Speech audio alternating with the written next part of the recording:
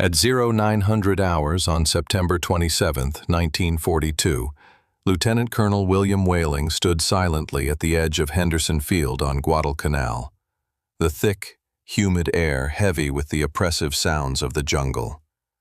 Before him, a somber procession moved slowly. 4 Marines carried a stretcher toward the aid station. The body draped across the canvas bore the tragic weight of the war's brutality. A young Marine, barely 22 years old, on his 3rd patrol that week, had been killed before locating the Japanese position that ended his life. Behind them trailed 3 more stretchers, each one a silent witness to the merciless jungle's toll. Earlier that morning, a patrol of 7 intrepid Marines had slipped into the dense, tangled wilderness. Only 4 returned. The Japanese were ghosts in this vast green maze, flitting between the trees and shadows with lethal efficiency and intimate knowledge of the terrain. They were invisible hunters, as deadly and silent as the jungle itself. Their mastery was not just in firepower, but in the art of ambush, camouflage, and ruthlessness born of desperation and discipline. Across Guadalcanal, the grim statistics painted a horrifying picture. 17 patrols wiped out in barely 3 weeks. The Marines on the island, trained for rugged frontal assaults and open battlefield tactics learned from Europe, found themselves catastrophically unprepared for jungle warfare. Dense vegetation limited visibility to a few feet.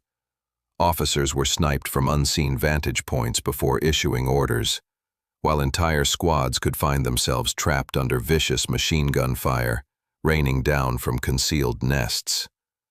The dense jungle swallowed men whole with a merciless appetite. Lieutenant Colonel Whaling, a battle-hardened veteran, understood the pattern all too well. The standard infantry tactics the 1st Marine Division relied upon were bleeding his men dry. By September alone, the division had lost over 400 Marines to ambushes and jungle hardships, and the attrition was unsustainable. The jungle demanded something beyond brute force. It required a new way to hunt and fight in this shadowed world where traditional combat methods faltered. 2 days prior, Whaling had been unexpectedly relieved of his position as the executive officer of the 5th Marine Regiment. His removal was not due to incompetence or failure in combat, but stemmed from personality conflicts with his commanding officer. Under normal circumstances, this would have meant his evacuation from Guadalcanal and a return to the United States. Yet fate intervened in the form of Colonel Gerald Thomas, the divisional chief of staff. Thomas recognized Whaling's value, not simply as a soldier, but as a man who possessed unique expertise in fieldcraft and marksmanship. With a background steeped in the brutal battlefields of World War I, Whaling was a Silver Star recipient from San Miguel and a famed marksman who had even represented the United States in the 1924 Olympics. Most importantly, he possessed an intimate understanding of how to survive and thrive in hostile terrain. Instead of shipping him home, Thomas kept Whaling on Guadalcanal with a mission: to observe, to learn from the failures, and to devise a new strategy for jungle warfare. For days, Whaling watched the patrols depart, closely monitoring the numbers returning. The mathematics were unforgiving. At current casualty rates, the division would exhaust its infantry manpower before the Japanese exhausted the jungle itself. It became clear that the division needed a force unlike any it had fielded before. Soldiers who could think like hunters, move with stealth and silence, and strike with deadly precision before the enemy even realized they were under attack. Whaling envisioned a new type of Marine, one who understood stalking and fieldcraft intimately, men who could disappear into the jungle fabric and survive by their wits as well as by their skill with weapons. That night, the weight of this knowledge settled on him. The future of the division depended on these hunters, on warriors who could adapt swiftly and independently in terrain unforgiving to conventional tactics. This was more than a tactical challenge. It was a survival imperative. The enemy had mastered the jungle, turning it into their ally. Now, the Marines had to fight fire with fire, turning hunters into the hunted. On September 29, 1942, Lieutenant Colonel William Whaling made his way purposefully into the command tent of General Alexander Vandergrift, the commanding general of the 1st Marine Division. Amid maps, radios, and tense staff officers, Whaling laid out a proposal born of necessity and insight. An elite scout sniper unit designed to turn the lethal jungle tide in favor of the Marines. He envisioned a select group of Marines, hand-picked not for their rank, but for their intimate knowledge of the wilderness, exceptional marksmanship, and an uncanny ability to move undetected through dense terrain. Whaling's idea was revolutionary for its time. Instead of massed squads lumbering blindly into ambushes, he proposed small, mobile teams of 2 and 3 men, operating independently deep within enemy lines. Their task: to infiltrate, gather intelligence, eliminate high-value targets, and disrupt Japanese operations well ahead of the main forces. These were men chosen for their hunting backgrounds, outdoor skills, and an ability to think and act without waiting for orders in an unforgiving environment. General Vandergrift, himself no stranger to unconventional tactics, was immediately receptive. Drawing from his knowledge of military history, he recalled the Rangers of the French and Indian War and their success with small mobile detachments operating behind enemy lines. He recognized that in the thick jungles of Guadalcanal, adaptation and stealth would be as deadly as firepower. With the green light from Vandergrift, Whaling wasted no time. He scoured service records through the night looking for Marines with expert rifle qualifications, rural upbringings, hunting experience, and even disciplinary records that indicated independent thinking and resilience. Unlike the regular, discipline-driven infantry units, this group would need men unafraid to break convention, men who might have run afoul of orders but always completed their missions. By October 1st, he had focused on 43 candidates, and on the dawn of October 2nd, called them together for a briefing under the humid canopy. Whaling was brutally honest. The assignment was voluntary, the casualty rate likely to exceed 50%, and the risks unimaginable. These men would operate isolated from support, sometimes days behind enemy lines, without backup or guaranteed rescue. Despite the danger, 41 of the 43 volunteered immediately. Most were barely 20 years old, and many had only recently arrived at Guadalcanal. Yet these young Marines shared something rare: a hunter's instinct, a will to survive and fight on terrain where conventional tactics had cost so many lives. Whaling's Scout Sniper Unit was born, not from strategy alone, but from necessity, courage, and a determination to master the jungle as the enemy had. Whaling's training regimen started with a harsh but vital lesson: silence. The dense jungle of Guadalcanal amplified every sound: the snapping of a twig, the clatter of equipment, the rattling of carabiners or canteens. Each noise risked alerting enemy positions hidden mere yards away.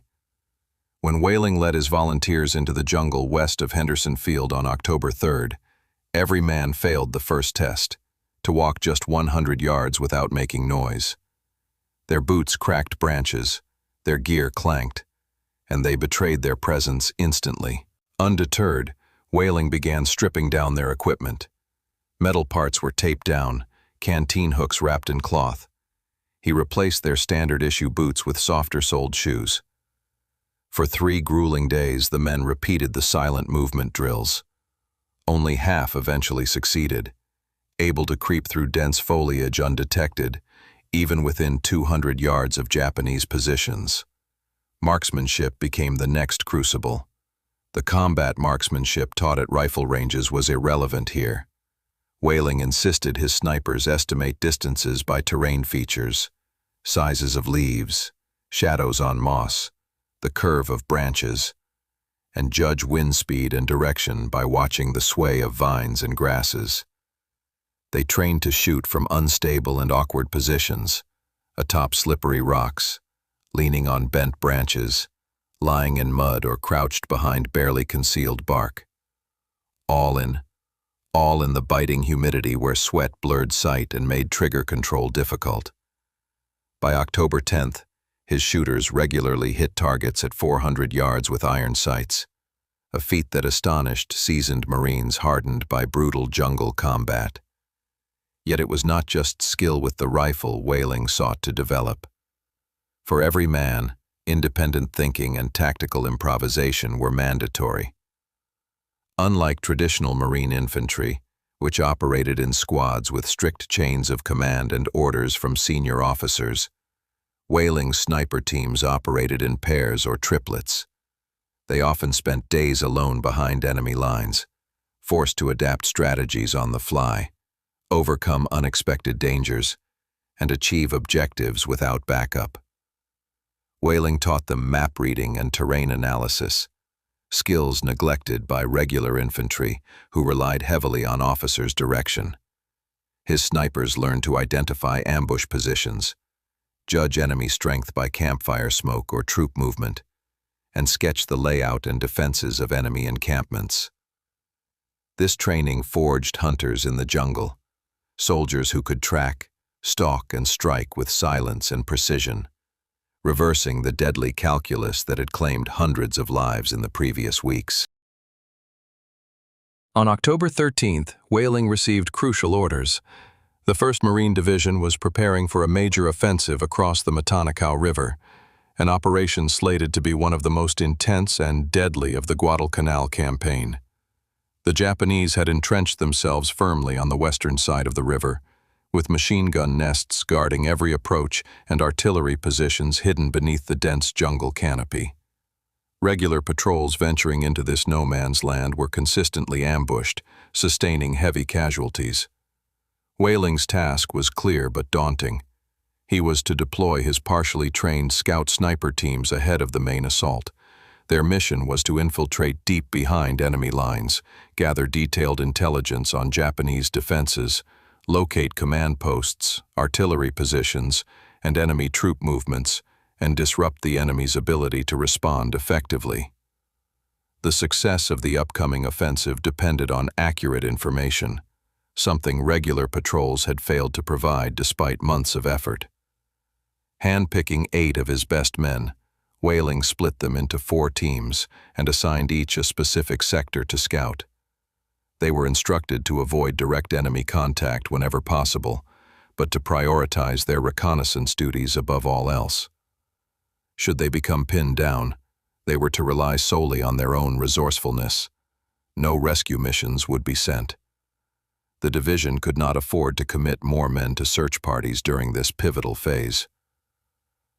At 0400 hours on October 14th, under a moonlit canopy and cloaked by the jungle's shadows, the teams slipped silently into enemy territory.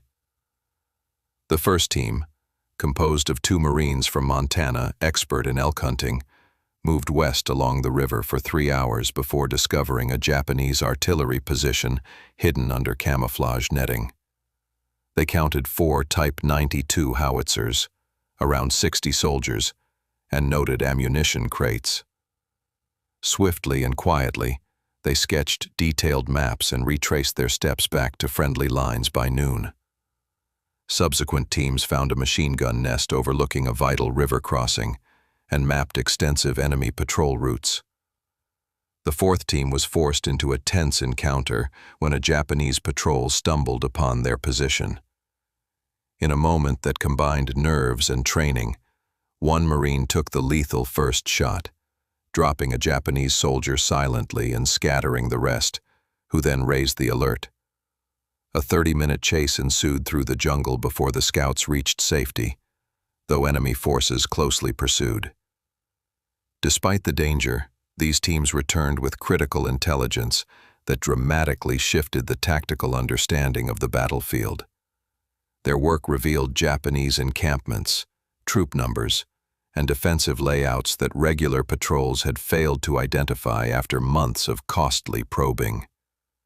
General Vandergrift, upon reviewing the scouts' maps, immediately adjusted plans for the planned offensive, opting for flanking maneuvers designed to outwit the entrenched Japanese positions. Whaling's success proved the concept.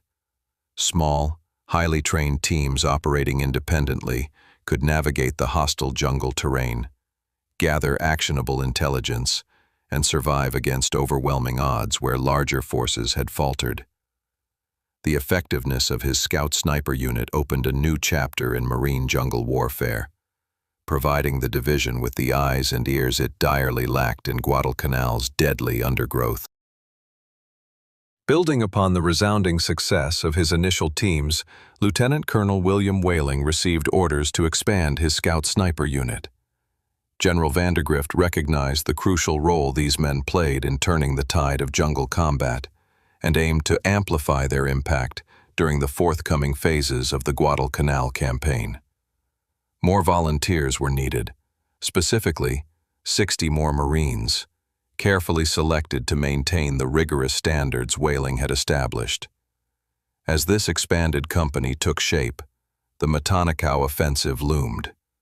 Beginning on October 6, 1942, Whaling's scout snipers served as the spearhead of what would become one of the largest and bloodiest operations fought on the island. Before the main infantry assault moved forward, these small teams infiltrated deep into enemy territory. Navigating dense jungle with nothing but compasses, intuition, and their honed skills, they reached more than 2 miles behind Japanese lines, unseen and undetected. Their mission was multifaceted: locate command posts, artillery positions, and supply caches, eliminate key officers and radio operators whose deaths could cripple Japanese coordination, cut off escape routes and sow confusion, and gather all possible intelligence to guide the frontline troops. On the morning of October 6th alone, the scouts struck with deadly precision. One team discovered a Japanese command tent where 6 officers gathered around maps flanked by a security detail of 15 soldiers. Seconds later, from 200 yards away, a coordinated volley of shots ended the officers' lives before the enemy could even react. Elsewhere, another sniper team silently dispatched a forward observer who had been directing artillery strikes, a blow that immediately slackened enemy fire and allowed Marine infantry to advance unmolested. By noon, Whaling's teams completed an effective encirclement of Japanese positions west of the Matanacao. With the front-line infantry pressing from the east, the enemy found themselves trapped, facing attack from 2 directions with no avenue of retreat or reinforcement. The battle raged fiercely over the following 4 days. Approximately 750 Japanese soldiers perished within the encirclement, and the 4th Infantry Regiment was essentially destroyed as a combat unit. Marine casualties, while still painful, were far lighter than previous offensives: 43 killed and 112 wounded, a testament to the impact of the scouts' reconnaissance and surgical strikes. Despite a mortar wound on October 8th that would remove Whaling from active duty, his program endured.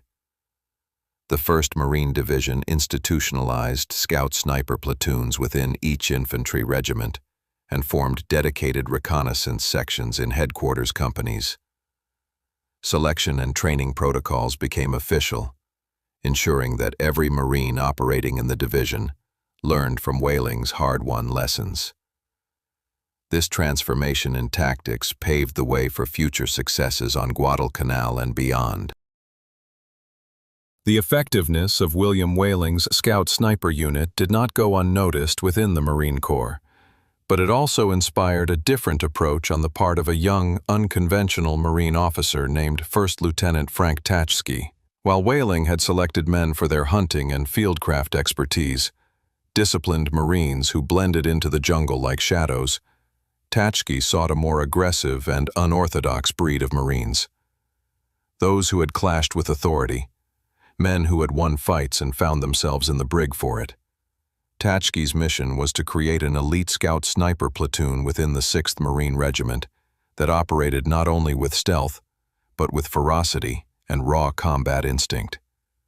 He scoured Marine Corps brig cells at Camp Tarawa in Hawaii, seeking the toughest, most defiant fighters. Marines charged with assault, insubordination, and destruction who had the grit, audacity, and willingness to survive in chaotic combat behind enemy lines. His recruitment process was unconventional.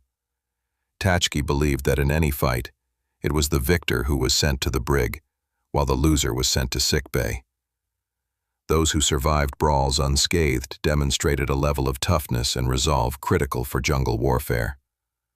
Over 3 weeks, he interviewed dozens of Marines with disciplinary records, questioning their ability to kill silently, endure hardship, and act independently under pressure. Ultimately, he selected a platoon of 40 men, a mix of troublemakers and expert marksmen who had proven themselves in battle. Training for the 40 Thieves, as they would come to be called, was intense and bespoke. Tachki incorporated Whaling's lessons in jungle stalking and marksmanship, but added brutal close combat training, knife fighting, garrote wire techniques, hand-to-hand combat adapted from British commandos. They learned survival skills, including identifying edible plants, hunting wild boars, and catching fish in the jungle. Their equipment was often stolen from Army supply depots or taken from local sources, since official support was minimal. The 40 Thieves operated outside normal military conventions. They stole equipment, food, and even vehicles when necessary to sustain themselves in hostile territory. Though their methods raised eyebrows, commanders tacitly allowed these transgressions due to the extraordinary results the unit produced during training and combat. Their upcoming baptism by fire would come during the Saipan invasion in June 1944, where their unique skills and unconventional approach would be tested in one of the most brutal battles of the Pacific War. In June 1944, as the Allied forces prepared for the invasion of Saipan, an island critical to gaining a foothold in the Japanese home islands, First Lieutenant Frank Tachki's 40 Thieves were assigned a mission that would test every skill and tactic they had trained for. Landing hours after the initial bombardment and infantry assault, the 40 Thieves were tasked with moving swiftly and silently, deep behind enemy lines. The terrain greeted them with dense sugarcane fields, thick jungle, and volcanic rock, where visibility dropped to mere yards, and the enemy lurked in caves, spider holes, and camouflaged bunkers. Typical infantry tactics were useless here. Every step held lethal danger. The 40 Thieves operated in small teams, relying on silent kills with garrote wire, knife fighting, and expertly targeted sniper fire. Their first confirmed kill on Saipan came when 2 scouts spotted a Japanese radio operator establishing an antenna line. Approaching silently from behind, they strangled the operator into silence before withdrawing, leaving no trace but a missing enemy voice. Throughout the day, the 40 Thieves disrupted Japanese command and control capabilities. They eliminated observation posts, radio operators, and officers, crippling the enemy's ability to coordinate artillery and reinforcements. Their actions created confusion and holes in the defensive lines, enabling the main Marine forces to advance with fewer casualties. Their reputation spread quickly. The other Marine units, initially skeptical of the Thieves' unconventional methods and frequent theft of supplies and weapons, grew to respect their efficiency and lethal effectiveness. Commanders tolerated and even tacitly supported their unorthodox methods because their work saved lives and hastened the eventual Allied victory on Saipan. The battle hardened the 40 Thieves, cementing their legacy as one of the most formidable jungle warfare units of the Pacific War. Their blend of stealth, aggression, resilience, and survival skills created a blueprint for future Marine reconnaissance and sniper units in the harshest environments. Tachki's 40 Thieves operated outside the traditional confines of Marine Corps discipline and regulations. Their unconventional tactics and willingness to bend rules set them apart. While other units relied heavily on supply chains and strict command structures, the Thieves showcased remarkable self-sufficiency. They raided Army supply depots under cover of darkness, stole equipment ranging from newer rifles to essential rations, and even liberated vehicles such as a Jeep, which they repainted for their exclusive use. Such audacity earned them not derision but grudging respect from fellow Marines and officers alike. Their survival depended on living off the land and adapting quickly to the unpredictable hazards of jungle warfare. They mastered hand-to-hand combat, trap setting, and poison tactics that combined indigenous knowledge with commando training. Their skills in silent killing, ambush tactics, and reconnaissance led to battlefield successes otherwise unattainable by larger conventional forces operating in the dense Pacific jungles. Beyond their military effectiveness, the 40 Thieves embodied a shift in military culture. A willingness to accept and harness individual initiative, rebellious spirit, and unorthodox methods in response to unprecedented combat challenges. Their legacy extended beyond Saipan and shaped the development and mindset of Marine Scout sniper units in future conflicts. The innovative tactics employed by Whaling's Scout sniper units and Tachki's 40 Thieves fundamentally changed the way Marine jungle warfare was conceived and executed. Throughout the Guadalcanal campaign and into subsequent Pacific battles, the success of these small, agile teams demonstrated that intelligence, stealth, and precision could overcome sheer numbers and firepower. Scout sniper teams became central to reconnaissance missions, enabling the Marines to avoid costly ambushes and discover enemy positions, otherwise hidden in the thick jungle canopy. Their presence increased the effectiveness of larger units, guiding offensive maneuvers while reducing unnecessary casualties. The demand for these units grew rapidly as the war progressed. Marine training curricula incorporated lessons from Whaling and Tachki's methods, emphasizing marksmanship, fieldcraft, independent thinking, and survival skills. This evolution forged Marine units that thrived where traditional infantry tactics failed, navigating hostile terrain, adapting swiftly to changing combat conditions, and striking with deadly accuracy. The legacy of these innovations extended well beyond Guadalcanal and Saipan. Scout sniper tactics influenced Marine operations in Korea, Vietnam, and modern conflicts, shaping the specialized reconnaissance and sniper programs of the United States Marine Corps for decades. The seamless fusion of ancient hunting skills, modern combat marksmanship, and guerrilla tactics created an unparalleled force optimized for jungle and irregular warfare. Whaling's and Tachki's units thus represent pivotal advances, not only in military strategy, but in the very ethos of Marine combat, emphasizing adaptability, courage, and relentless pursuit of mastery in every environment. Looking back on the brutal Pacific War, the creation and evolution of the Marine Scout sniper units stand as a testament to the power of innovation, adaptability, and courage under fire. From Lieutenant Colonel William Whaling's urgent response to the staggering losses on Guadalcanal to First Lieutenant Frank Tachki's formation of the notorious 40 Thieves, these units rewrote the rules of jungle warfare. They embodied a delicate balance of discipline and independence, precision and aggression, and tradition and rebellion that proved essential in one of the most challenging theaters of World War II. Their tactics, silent movement, long-range marksmanship, independent thinking, undermined the advantages held by entrenched Japanese forces and saved countless Marine lives. Beyond the immediate impact on the ground, their work transformed Marine Corps doctrine, laying the foundation for Scout sniper programs that persist to this day. These men were more than soldiers.